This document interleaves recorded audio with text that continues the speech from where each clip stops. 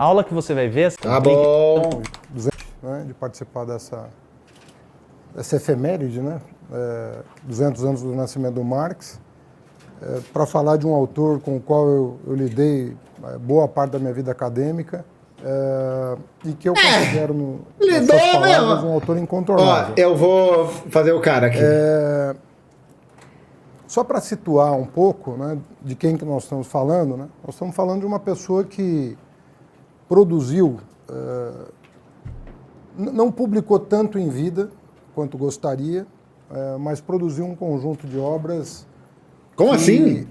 Acabou influenciando praticamente toda a área das humanidades. Não há nenhuma disciplina da área das humanidades que não tenha sofrido o impacto das ideias marxistas.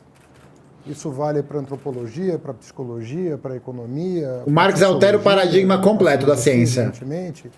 Enfim... E é muito foda porque essa alteração paradigmática que o Marx faz, né? O que é alterar o paradigma? É meio que alterar o horizonte pelo qual as pessoas estão olhando para você poder viver e fazer uma análise. É muito foda porque a forma como ele vai compreender o materialismo a partir da compreensão científica dele ajuda a criar caminhos que vão explicar isso. O próprio Lenin coloca nesse Quem São os Amigos do Povo. O marxismo ele não tem explicação ele não tem como objetivo explicar tudo. Tudo, em absoluto. Ele não tem essa ideia. O que a ciência marxista, o que o materialismo histórico se propõe a fazer é poder explicar da melhor forma possível, e aí ele explica, né, de maneira simplesmente inquestionável, a forma como as relações de produção impactam na formação social da humanidade. E a partir, né, disso, se a gente tem o impacto, né, de compreender como as relações de produção vão se dar na história, sobretudo mais vai focar no capitalismo, né, esse é o eixo central da análise dele. Se ele está preocupado em promover essas explicações, isso significa que isso vai alterar todas as outras questões relacionadas a esse desenvolvimento. Tendo em vista, né, que a superestrutura, que a ideologia, a política, a religião, tudo mais, elas advêm da forma como a sociedade consegue se conceber, né, dentro das relações de produção. Todas a ciência política, direito, então não há uma única área, não há uma única área do conhecimento das humanidades que não tenha sofrido um impacto vigoroso, né, das ideias do Marx. Isso pró e contra, evidentemente, né? Eles se estabeleceram dois times em todas essas áreas que, mal ou bem, dialogam até hoje, né? Tem um embate até hoje sobre caráter científico ou não. Que é isso? Da obra do Marx. Científico ou não? Pô, Haddad, aí é brincadeira, né, porra? Tá de sacanagem, né? Caráter científico ou não? Que é isso, pô? Sobre a validade das suas descobertas. Como? Também é possível dizer que não existe, como o próprio Mário falou, não existe um marxismo. Existe um marxismo e o desenvolvimento Ó, tá sentindo? Tá sentindo? Ó, existe marxismo sim. Não vem com esse revisionismo não, pô. Claro que existe marxismo. Claro que existe marxismo. Marxismo é uma teoria científica, uma teoria da economia política, e é uma teoria revolucionária. Quem vai pegar o Marx e vai fazer a interpretação à moda caralho são os reformistas, são os oportunistas, é o Kautsky, é a galerinha, pô. É a galerinha que vai falar, o Marx entende economia, mas ele não fala de revolução. Tá ligado? Não, pô, não. Marxismo ele é uma ideologia que tem lado. É uma ideologia que tem lado. Você pode utilizar de elementos do marxismo para poder compor a compreensão de outros fenômenos históricos que não são fenômenos ligados à economia política, né? Isso é possível, perfeitamente. Mas isso é necessário, isso necessariamente precisa de um determinado método, de uma determinada forma de leitura que é inquestionável. Você não tem como ler Marx de maneira honesta sem você apontar que Marx é um revolucionário. Marx defende o fim do Estado. Isso muda tudo, tá? Desses marxismos se deu de forma muito diferenciada de país para país, de período histórico para período histórico, de maneira que não é possível falar numa escola marxista de pensamento. Até porque o marxismo começou a ganhar apelidos, né? Então você tem Lá o vem. estruturalismo francês, o Nossa! pós-estruturalismo francês, que em grande medida tem uma Não! inspiração no Marx. Não! Você pegar você pegar o Althusser, você Nossa. pegar mesmo... São leituras dialéticas completamente diferentes, bicho. A leitura dialética que o Althusser faz é uma leitura diferente da do Hegel. Já muda tudo! Foucault, um Derrida, um Lacan... Meu Deus! Nossa, não, pô, não! Buscaram inspiração na dialética, buscaram inspiração no hegelianismo, no marxismo, para estruturar o seu Meu pensamento. Deus! A escola de Frankfurt, em grande medida, né, Adorno, Horkheimer, Marcuse, são herdeiros de uma certa tradição marxista. É uma tradição marxista que não tem caráter político, né? É a teoria crítica, é a crítica pela crítica ali. Dá pra entender o contexto e tal, mas aquele negócio, né? O próprio Adorno era bastante anticomunista, né? Bastante, né? O stalinismo, E... o stalinismo como ele foi desdobrado na União Soviética, que stalinismo? Não. também ele se apresenta como uma forma de pensar Marxismo-leninismo, pô. Não, pô. Não existe uma grande contribuição teórica a ponto de se fundar uma nova noção teórica a partir do Stalin. Isso não existe. tributária do marxismo, o maoísmo, né, o Nossa. castrismo, Puta por merda! aí afora. De maneira que você Virou hoje, passeio! dizer que é marxista quer dizer muito pouca coisa. Não. Se você faz uma leitura zoada, talvez. Mas se você é marxista, você pode já partir... Bom, marxista tem que lidar necessariamente com o processo de construção revolucionária. Necessariamente. Se você é um marxista que não está preocupado com isso, que não se importa muito com isso, você é um acadêmico, né? É uma pessoa que vai debater Marx, vai debater filosofia. Bom, bacana, esqueceu de um ponto central da teoria marxista, que é fazer revolução, né? Quer fazer a revolução. Porque, na verdade, você pode Marxismo ser, serve para fazer revolução. no Brasil, um José Arthur Gianotti, que acompanhou Fernando Henrique Cardoso boa parte da sua vida política, defendendo a social-democracia nas origens do PSDB. Os marxistas que foram, por exemplo, que acompanharam a trajetória da formação e desenvolvimento do PT, e marxistas que estão no PSOL, que estão no PCO, que estão no PSTU. Então, falar de alguém se auto-intitular marxista, essa pergunta, na minha opinião, faz muito pouco sentido. Puta que pariu! Mas faz sentido dizer que estruturalismo francês é um sinônimo pro marxismo. Que é isso, velho? Para! Ai, para, Haddad! Que isso, porra? Aí brincou, não. Do ponto de vista político, porque pode dizer muita coisa. Um stalinista pode dizer que é marxista, um trotskista pode dizer que é marxista. São coisas distintas, né? Se a gente parar para pensar na forma de organização política do trotskismo, que tem diferenças com relação ao leninismo, beleza. Mas são formas de organização política. Elas partem de uma certa compreensão do Marx. Muitas vezes uma compreensão torta, né? Uma compreensão que não leva em consideração várias coisas, né? E um social-democrata brasileiro pode dizer que segue a escola do materialismo histórico. Pode, né?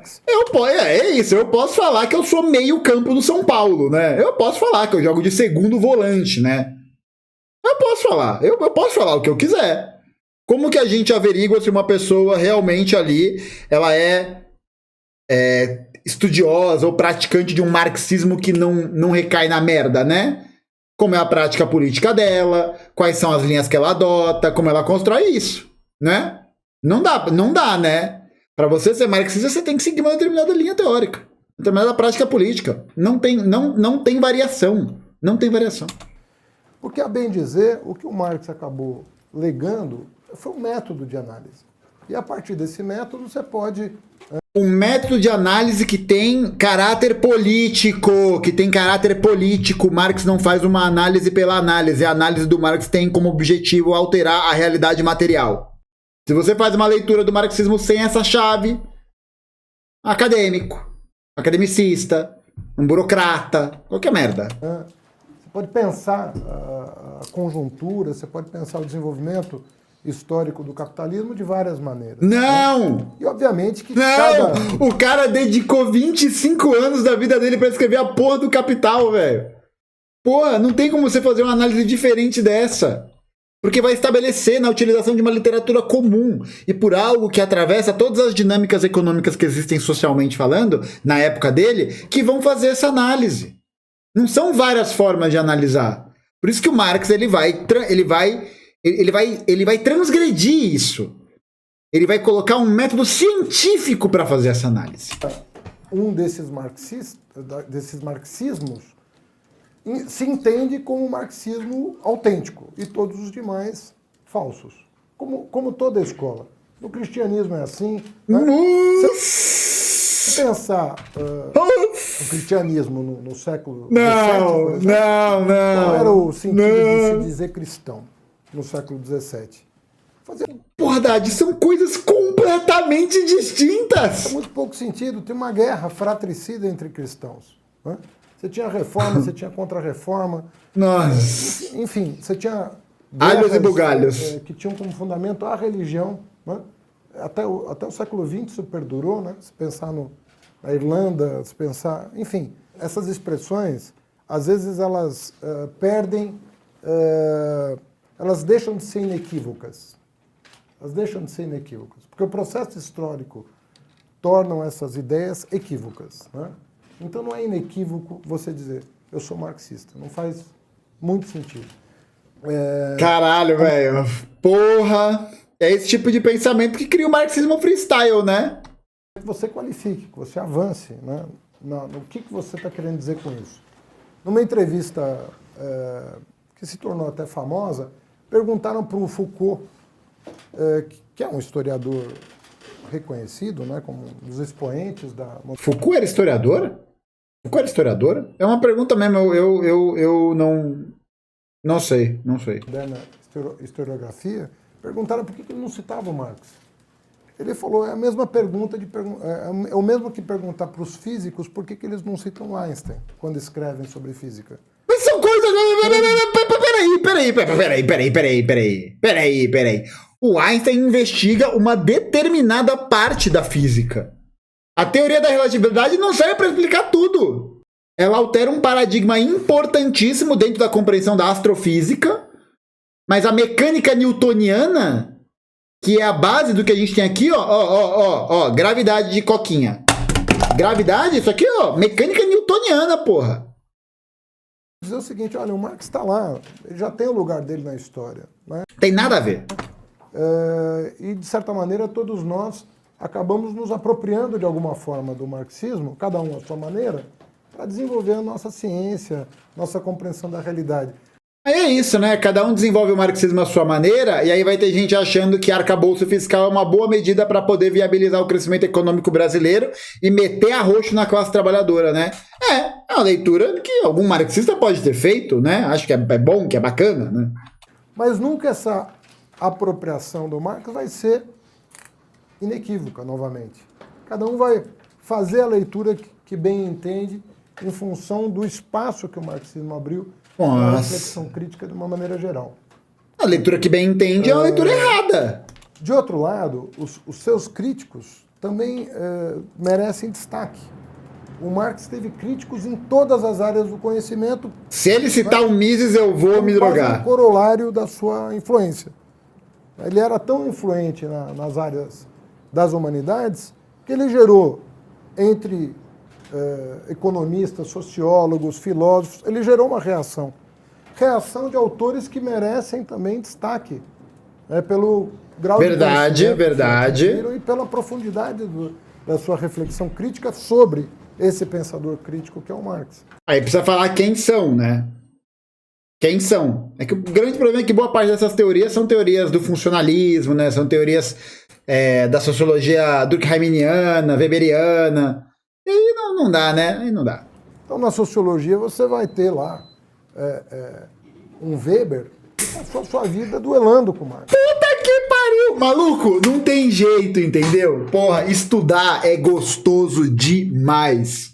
Estudar é um negócio da hora demais, velho. O dom de Apolo. Puta que pariu, velho. Não dá. Não dá, porque eu citei. É o movimento weberiano, né? Da ação social, blá, blá, blá. Aí falou, o Weber, por exemplo, porra, acabou. Os pressupostos do materialismo histórico. E o duelo dele era mais com o que ele chamava de materialismo vulgar do que com o próprio Marx. É o fotógrafo? Como pessoa, como pensador. Imagina, né? O Weber chega pro Marx e fala assim: ô Marx, eu não tenho como te refutar, não, viu? Mas tu tá com uma roupa bem feia. Ih, olha lá, tá com a roupa feia. Mas eu não tenho como te refutar, não, pô. O Schumpeter, na economia, o Freud chegou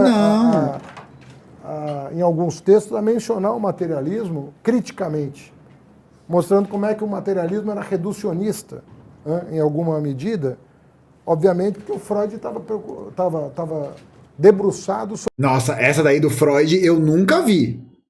Eu nunca ouvi falar, nem vi. Posso estar enganado. Mas se eu tiver enganado, comenta aqui embaixo, por favor. Sobre essas grandes personalidades, né, da história universal. Então, Moisés, para ele, por exemplo, era um caso exemplar. Né? Então, quando ele discute a figura de Moisés... Peraí. Ele vai mostrar como um indivíduo na história, às vezes, faz mais diferença do que todas as forças produtivas. Não. Peraí. Só um segundo, gente. Peraí. Presta atenção aqui, ó. Presta atenção. Ó. Tô lendo um texto muito bom do Freud que chama Moisés e o Monoteísmo. Isso aqui, ó. Moisés e o Monoteísmo, compêndio de psicanálise e outros textos. Ele cagou na cabeça desse texto. Cagou.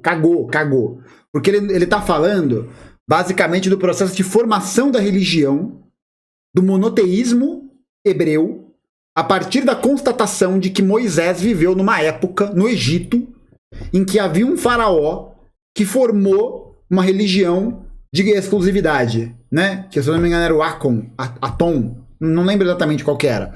Mas ele vai fazer essa formação religiosa. E não é sobre o papel do indivíduo na história. O Freud analisa nesse texto de que maneira esse impacto de formação histórica religiosa vai mudar a perspectiva que as pessoas têm na formação da subjetividade delas. Não é sobre o Moisés ser fodão. Não é isso. Tá errado. Não é sobre isso. E vai falar, o materialismo é reducionista, porque ele não percebe essa dimensão, né, da vida social.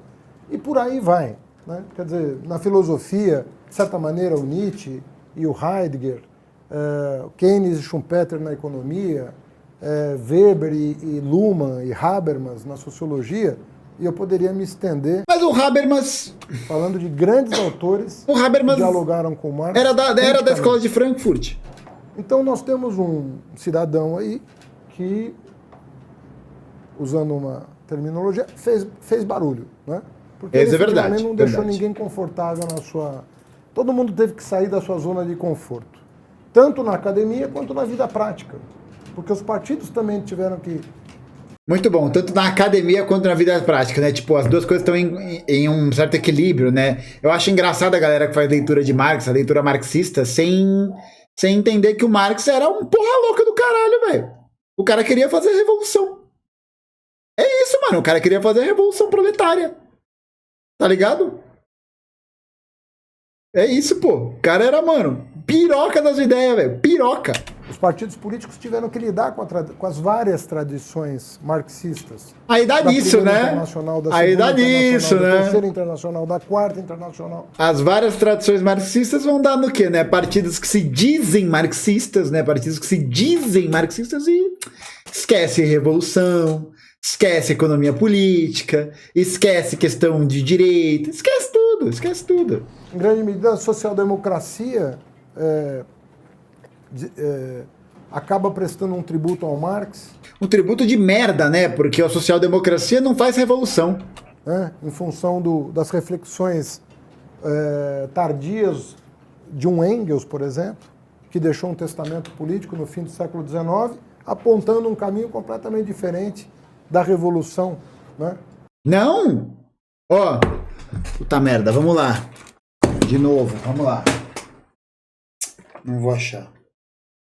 Mas nesse texto aqui, ó, nesse livro, Imprensa e Revolução, escritos jornalísticos de Marx e Engels, o Marx faz, não sei se é nesse ou é no Nação e Proletariado, mas o Marx previu a Revolução. Não é que previu, né? É forte.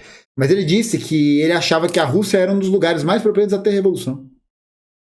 Tá lá. Deixa eu confirmar. Peraí. Vou confirmar. Vou perguntar e eu já volto. Que já se anunciava no Oriente, mas para a qual ele não via espaço no Ocidente, né, em função de uma reconfiguração do capitalismo, né? Então, também na política, não só na academia, mas também na política, essa fratura e fragmentação do pensamento inspirado no Marx rendeu muito pano para manga, de maneira que vários partidos, né, se sentem, de alguma maneira, devedores do pensamento marxista, defendendo propostas inteiramente Os marxistas do Serasa. dos outros. Aí tá errado, né? Tá errado. O nome disso é oportunismo. Esse é o nome. Se defende uma proposta diferente que não seja a revolução proletária e você usa o Marx como base de análise, você é oportunista. Então tem marxista, conforme eu disse, no PSDB. Não!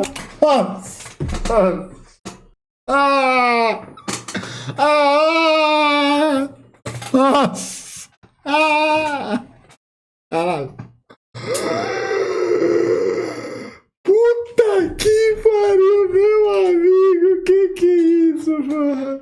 Puta merda! Virou passeio! No PCO, no PSTU, tem marxista. No PSDB. Se referencia. Ai, tomar no cu, né? Portanto, não, beleza, se referencia no Marx, né? Eu li o Marx de qualquer jeito, mas... Nós estamos falando do quê quando a gente fala do Marx, né? Começa a parecer que a gente está falando de qualquer coisa e de nada ao mesmo tempo. E aí perde-se algumas referências. Bom, por que esse autor continua importante? Eu estava lendo o noticiário de hoje e vi um artigo interessantíssimo na The Economist, que é uma revista, né, para todos os efeitos, super liberal. E hoje tem um artigo na The Economist, eu não sei se em meio digital ou vai sair no impresso também, mas no digital você encontra, dizendo o seguinte: senhores do mundo, leiam Marx. É o título do artigo. Então, ao invés de falar para os trabalhadores do mundo lerem Marx, ele está falando rulers of the world, read Marx. E aí dizendo o seguinte: olha, tem muita coisa que se aproveita do marxismo até hoje. Nós precisamos entender melhor esse pensador. É que nesse caso, né, os comandantes do mundo, né, os rulers of the world, são a burguesia, né? A burguesia, se ela lê, a burguesia leu Marx.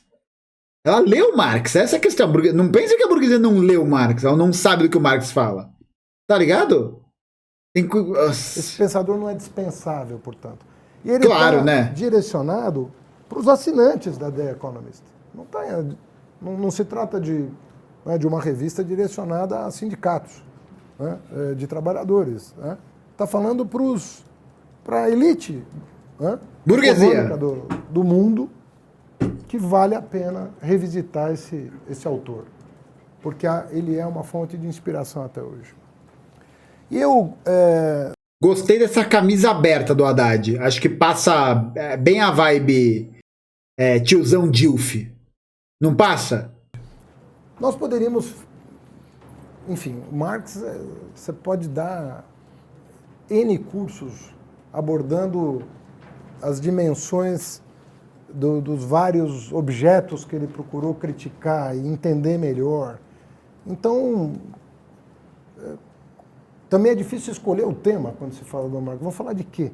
Vamos falar de crise, vamos falar de proletarização, vamos falar de pauperização, vamos falar de meio ambiente, vamos falar de gênero. Você escolhe. Tem para todo gosto. Isso é muito foda. Isso é possível a gente conseguir fazer, a partir da utilização do materialismo histórico, né? A partir da utilização do marxismo, um debate sobre várias áreas diferentes, viu? várias áreas. Várias áreas. Várias áreas. Se você quiser falar de escravidão, tem textos do Marx sobre escravidão, inclusive escravidão moderna. A escravidão nas Américas, por exemplo, né? Na modernidade. Se você quiser falar de servidão, ele tem textos. Se você quiser falar de estratificação dos estados nacionais, também inspirou várias escolas de pensamento. Também por aí, a gente acaba um pouco perdido. Então, fica difícil situar o marxismo hoje, e obviamente que, do ponto de vista da economia, é natural que as crises recorrentes do capitalismo sejam o que chama mais atenção. Porque o Marx dizia, olha, é impossível domesticar o capitalismo. O capitalismo é um sistema de crise. É um sistema de crise permanente. Você não vai domesticar porque a crise é estrutural do capitalismo. Não tem ação de governos que seja capaz de equilibrar e superar as enormes contradições da dinâmica do próprio sistema, né?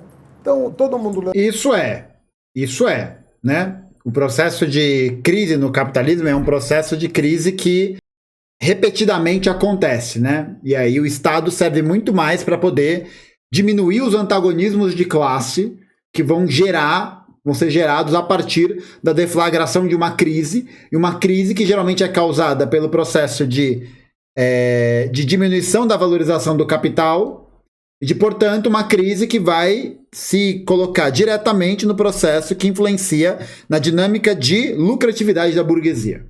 Lembra muito do Marx quando acontece uma crise, né? E assim que a crise passa, as pessoas esquecem do Marx. Então, obviamente, houve uma crise monumental agora em 2008, que está gerando desdobramentos até hoje. Ninguém sabe o que vai ser dessa crise, porque ela não... Sabe, claro que sabe. Errado. Superação. Claro que a gente sabe que vai ser dessa crise. Mais precarização do trabalho, processo de destruição do direito trabalhista, processo de aumento da exploração da classe trabalhadora, destruição do mundo, tudo mais, pô. E sempre nesses momentos o Marx entra na moda. É incontornável. Estão vivendo uma crise de desemprego, tem dinheiro sobrando, mas não tem produção, tem inflação num lugar, deflação no outro, setores inteiros estão sendo destruídos. Mas dá para entender, quando ele diz isso que o marxismo entra na moda, é porque existem de fato épocas em que a literatura marxista vai ganhar uma notoriedade maior entre o público comum, sobretudo a partir da deflagração da crise. Ou vocês acham que é uma coincidência que a crise que tem econômica, social, que a gente tem visto no Brasil nos últimos anos, acabou levando as pessoas a tentarem procurar outras soluções e outros pensamentos para poder explicar a origem da crise, né? O Lenin fala isso no O Que Fazer. Ele coloca essa ideia, né, de que a literatura marxista em determinadas épocas ganha muito mais notoriedade e muito mais popularidade, né?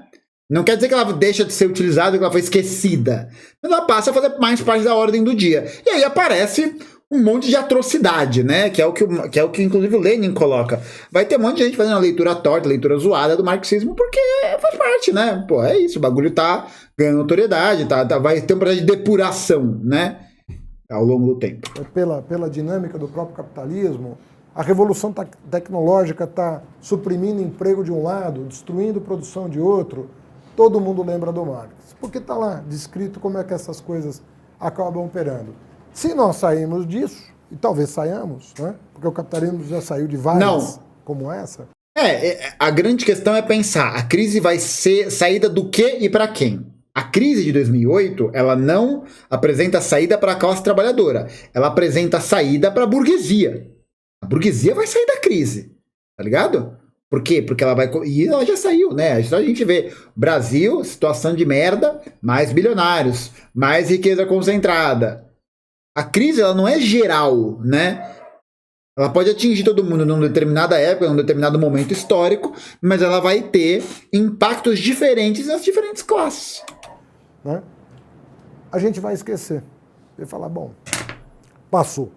Até a próxima. E na próxima nós vamos lembrar do Marx. Então também não me parece o melhor. E exatamente, né? Por que a gente muitas vezes leva esse lugar do Marx até a próxima? Porque muita gente encara o Marx como um autor acadêmico. como um autor que não tem projeto político, como o Marx veio aí para explicar a crise do capitalismo. E acabou. Ele veio só para explicar a crise?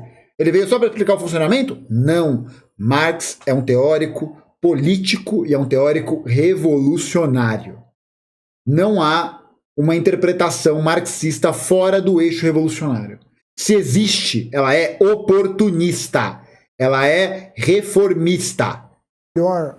A melhor abordagem, falar do Marx da perspectiva daquele que previu com maior acuidade os problemas estruturais do capitalismo e as crises recorrentes, sobretudo no campo das finanças, né? Ele efetivamente se diferenciou de todos os economistas do seu tempo, porque ele se debruçou sobre um tema especificamente que os economistas até hoje têm dificuldade de lidar, que é a questão da moeda. O que é essa coisa chamada moeda? Né? Por que ela gera tantos problemas, né? Ao mesmo tempo que facilita tanto as coisas, ela gera tantos problemas. Então, para ele, a moeda e o crédito, evidentemente, que é um desdobramento, mas a moeda, ela dinheiro, né? Dinheiro, forma dinheiro. Ela é central na sua crítica ao sistema capitalista. Gente, o dinheiro não é uma ferramenta da burguesia, tá bom? Moeda, dinheiro é uma coisa que existe antes de burguesia, tá? Dinheiro é a mercadoria que faz a interposição na troca de valores. Basicamente é isso. Basicamente. Mas também aí tem muita discussão a respeito de se ele abordou da melhor maneira, se o Keynes não avançou mais do que ele, se o Schumpeter, que também se dedicou muito à questão do sistema de crédito, não teria enxergado de forma mais organizada o que o Marx... Não vou comentar isso porque eu não manjo nada de teoria que envolve moeda. Nem teoria monetária moderna, nem nada disso. Marx apenas vislumbrou no século XIX, o Schumpeter já é século XX, né? E é um economista que começa muito crítico ao Marx, mas já vai absorvendo elementos do capital na sua teoria de desenvolvimento econômico. Então, essa dialética de ideias entre os marxistas e não marxistas também é uma coisa notável, que é pouco valorizada, inclusive na academia. O diálogo, que às vezes é um diálogo implícito, né, entre o mundo do Marx e os seus críticos. Mas eu, pensando no que eu poderia trazer para a reflexão, para tentar situar o Marx de forma a que uma pessoa pudesse perceber o traço distintivo do seu pensamento, eu resolvi trazer uma reflexão sobre economia e história para cá. E sobre um ponto específico. Vamos lá. Né? Porque eu acho que talvez se a gente pegar uma questão fundamental, seja interessante para a gente entender o destaque do Marx em relação às reflexões filosóficas que ele fez sobre, na verdade, sobre a evolução da espécie. Como é que ele via? A Letícia Feres perguntou, Gustavo, tem vontade de fazer uma pós? Não. Nenhuma. Não tenho vontade alguma de nem ir para o mestrado e nem ir para o doutorado. Vontade alguma. Eu acho que Pra mim, não significa que isso é para as outras pessoas. Pra mim, eu não gosto dessa dinâmica. Eu acho que é um processo de uma certa limitação das áreas de estudo. E eu acho que uma das coisas que me deixa feliz em estudar é perceber um certo ecletismo. Sabe? Eu gosto de investigar várias áreas, estudar várias coisas e tal, e eu acho que é muito tempo gasto estudando coisas muito específicas, sabe? Me atrai muito não. Me atrai muito não. Fora que é um trabalho, né?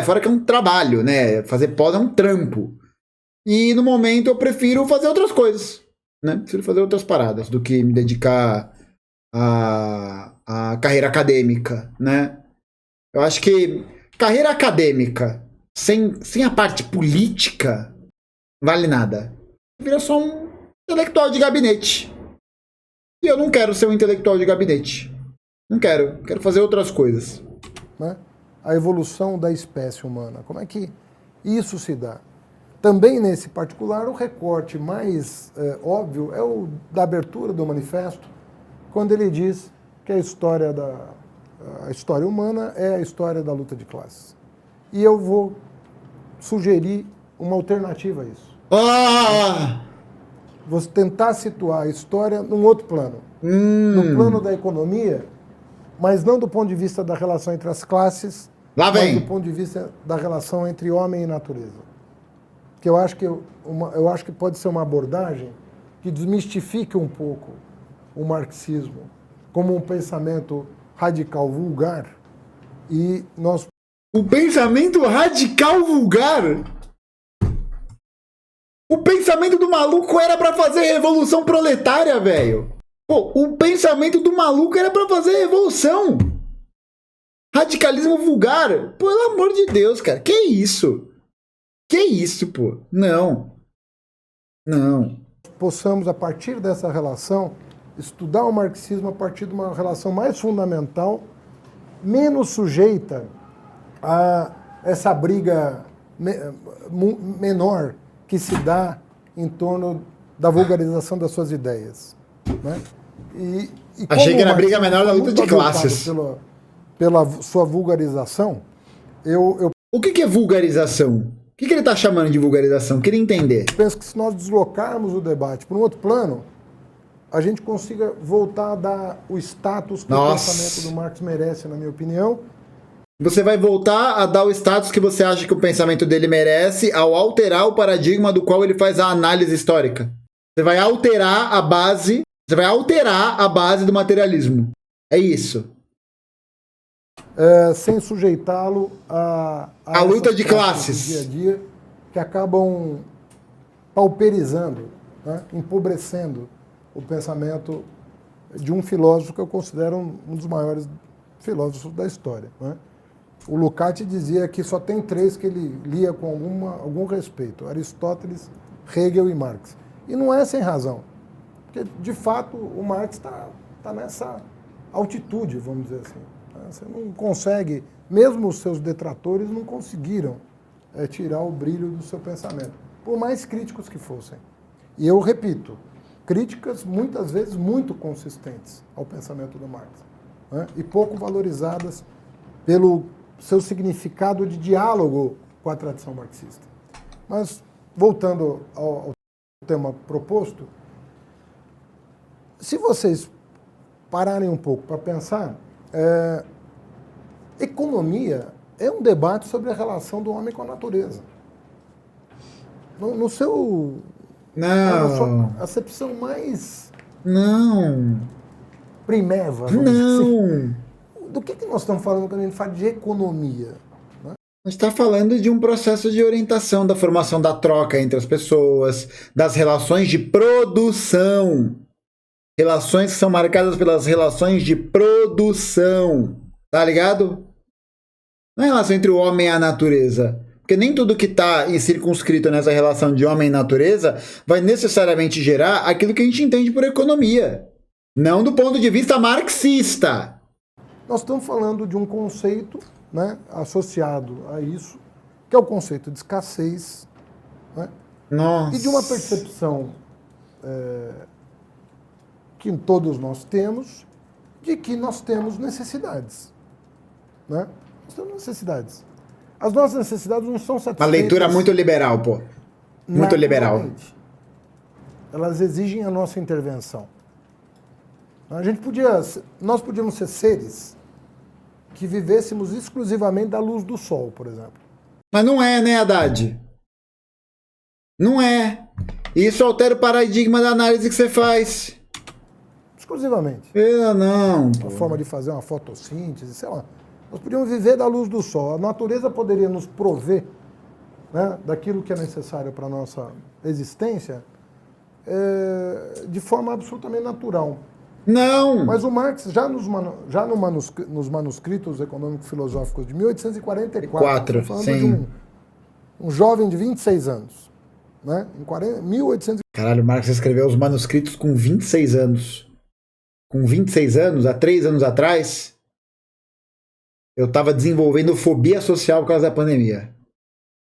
1944. Então, um jovem de 26 anos. Moleque era foda, hein? Moleque era foda. Escreve uma obra-prima, né?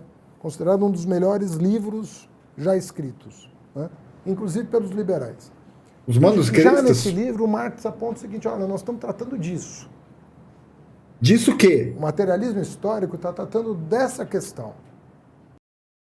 Nos manuscritos? Nos manuscritos ele fala da questão do materialismo?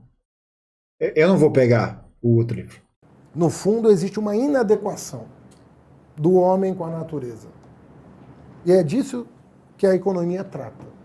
Como nós vamos... Inadequação? Não. A relação de homem e natureza está pelo trabalho. Não é de inadequação. Das nossas carências materiais.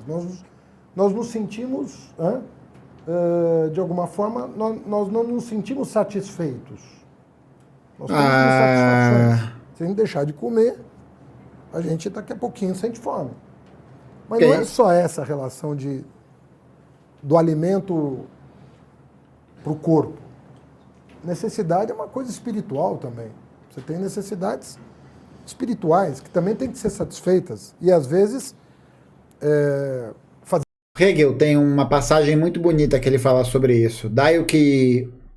Dai primeiro de comer e beber, e o reino de Deus virá por consequência. Ele fala isso, né? O marxismo luta pelas coisas brutas e pelas coisas refinadas. É muito bonito. Pelas coisas materiais brutas e pelas coisas que compõem a linguagem e a ideologia subjetiva. É muito bonito. Isso é Walter Benjamin. Mas o Haddad tá num embromation aí. Fazer turismo, por exemplo, é uma necessidade espiritual. Ninguém vai morrer se não fizer turismo. Né? Mas se fizer, melhor. Né? A pessoa... Então, a pergunta chave é o seguinte: será que é possível naturalizar essa relação entre homem e natureza? Será que ela sempre foi assim? Você perguntar para um economista tradicional, para ele, essa é uma falsa questão. Porque o problema está dado. Economista tradicional? O que é um economista tradicional? Está colocado. Não, o homem tem necessidades, tem que satisfazer as suas necessidades. Ponto. Então vamos ver como é que a gente faz isso da melhor maneira possível. Então entra todo um debate sobre eficiência, sobre como organizar a produção, né? Como poupar recursos, insumos, para satisfazer o maior número de pessoas. Isso aí tem a ver com a sociabilidade.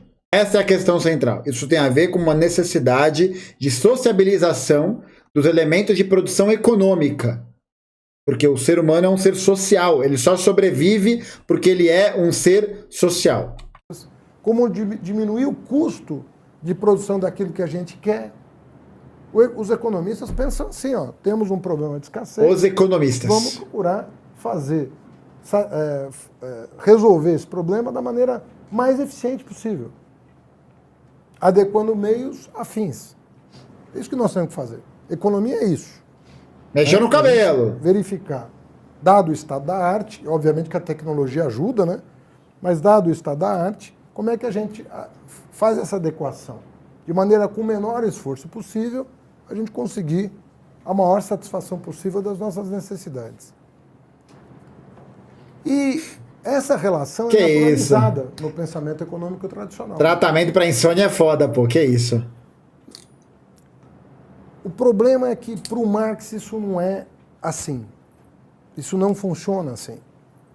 Ele vai problematizar essa relação do ponto de vista histórico e vai dizer o seguinte: olha, essa relação do homem com a natureza, ela é determinada historicamente. Ela não tem um componente só natural. Ela tem um componente histórico. Certo. E o papel do materialismo histórico é explorar a dimensão histórica dessa relação. Essa relação não é invariável. Como assim? Essa relação muda. Como assim? E muda drasticamente. E a partir da mudança drástica dessa relação, as relações sociais se conformam a essa mudança, ao mesmo tempo que são pressupostos dela. As relações sociais se conformam diante dessas mudanças da historicidade da economia ou das relações humanas? Acho que não, hein? Acho que as relações sociais elas não se adequam a isso, né? Elas são produtos da mudança que é realizada dentro do próprio seio da relação social, né? Ela tem essa dimensão dialética, né? Portanto, você está falando de uma relação que muda com o tempo, de uma relação que muda com a história. Mas muda com a história pela ação das classes. Ela não muda pela história porque ela muda, né? A natureza muda, o homem muda. Não. Portanto, essa relação muda. Sim, mas não. Ela não é a mesma o tempo todo. Ela não é igual, ela não é invariável em qualquer momento da história. Situando um pouco melhor, se nós pegarmos as reflexões do Marx, do marxismo mais avançado, sobre antropologia, por exemplo, o Marx vai dizer o seguinte, olha, se você observar uma comunidade primitiva, dita primitiva, né? Você pegar uma tribo indígena que teve pouca relação com a dita civilização. Quase que ele meteu um civilização. Né? Porque esses termos são todos... Quase! Né? Tem que ser... Racistas. Esse é o termo, Haddad. Esses termos são racistas. Todos relativizados. Mas vamos dizer, o primitivo e o civilizado tem que ser relativizado. Nós vamos pegar uma chamada comunidade primitiva, pouco contato teve com a chamada civilização, para não melindrar ambientalistas e antropólogos que se debruçaram sobre isso e que rejeitam esse tipo de classificação. Porque é uma merda mesmo, né? Etc.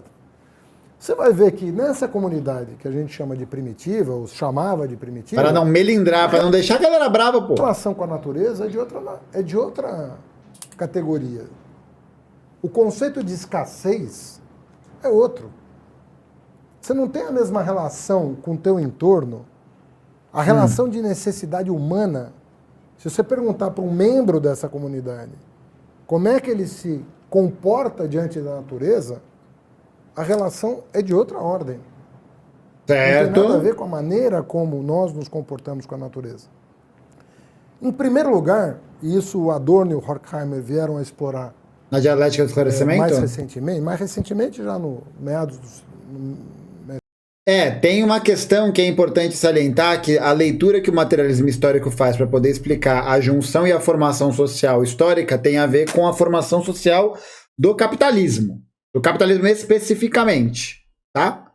Do século XX, ele vai dizer o seguinte, sequer você pode falar, do ponto de vista histórico, meu Deus, de uma relação sujeito-objeto. Vejam a profundidade do que está sendo dito por esses autores. Melhor ler Heidegger que ouvir ele? Nossa, não, Heidegger é 3 vezes mais difícil. Eles chegam a dizer que a relação sujeito-objeto, que para nós é a coisa mais natural do mundo, né? Sujeito-objeto, sujeito-objeto. Essa relação de objetivação da natureza, essa relação é determinada historicamente. Ela não é uma relação que, porque apareceu o Homo sapiens, ela se deu automaticamente. Não. Esse processo de objetivação da natureza, ela é determinada pela história.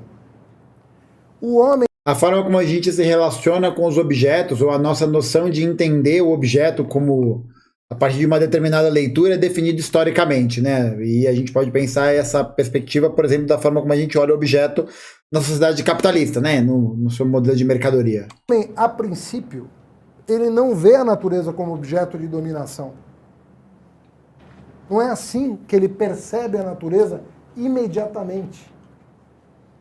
Tanto é verdade que nessas comunidades, repito, ditas primitivas, porque não é assim que o marxismo vai classificá-las, não existe essa relação de dominação. Ao contrário, exige um duplo processo de humanização da natureza e de naturalização do homem. Nossa, que... Você não tem essa separação, a humanidade de um lado, a natureza do outro. Ah, tá. Não funciona assim. Isso é uma concepção moderna, isso é uma concepção cartesiana, inclusive. Não funciona assim na cabeça dos membros dessa comunidade. Tanto é verdade que ele estabelece relações de parentesco com a natureza. A noção que os povos originários das Américas têm, por exemplo, com relação aos recursos, à natureza e tal, ela é diferente, né? Ela tem uma historicidade que é aplicada e explicada de uma forma diferente. A natureza é tão próxima dele que é parente dele. Mas não tem a ver com essa proximidade, né? Não sei se tem essa proximidade a partir dessa concepção. É próximo de mim. Tipo, a natureza não é próxima de você, porque a natureza ela não é uma entidade, né? Ela não é a força metafísica. Ela é o conjunto de coisas que existe no mundo material. Obviamente que o conceito de escassez nesse contexto não é o mesmo do nosso conceito de escassez. As carências. Por isso que o Marx está propondo explicar um modelo econômico que a partir da dominação política, da imposição da força, vai colocar todas as sociedades para se comportarem dessa maneira, né? Por isso que o projeto que o Marx denuncia, né, o projeto da burguesia capitalista, é um projeto que visa colocar todo mundo sob a esfera de dominação do capital, a esfera de dominação da sociedade produtora de mercadorias. O que acontece, inclusive, com os povos originários, né? Eles não conseguem existir em separado dessa realidade. Eles existem inseridos nessa dinâmica e são constantemente oprimidos, né? Tá acabando. Entre aspas. Dessa comunidade não tem nada a ver com as nossas carências. Da maneira como nós nos percebemos carentes. Não é a mesma coisa, não é a mesma relação.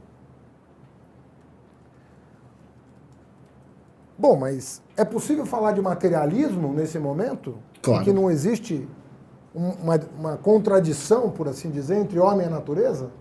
O próprio Marx vai dizer que não. Ele vai dizer que nem é possível falar de história nesse momento, propriamente. A máquina da história não começou a funcionar ainda, porque a relação sujeito-objeto sequer se estabeleceu. Nossa, bicho, calma, pô. Eu acho que é uma análise bem reduzida. Você não tem nem história nesse momento. Você tem o homem, mas você tem um homem natural, naturalizado. E você tem a natureza totalmente humanizada. Não, mas isso... Claro, há uma leitura diferente sobre a forma como socialmente está organizado, porque a gente tem uma relação social que vai se pautar por diferentes dinâmicas nessas sociedades. Mas dizer que isso não é o ponto de partida histórico, e que o Marx disse isso, aí eu acho forçado, hein? Então você não tem história, você não tem relação sujeito-objeto. Ainda bem que acabou.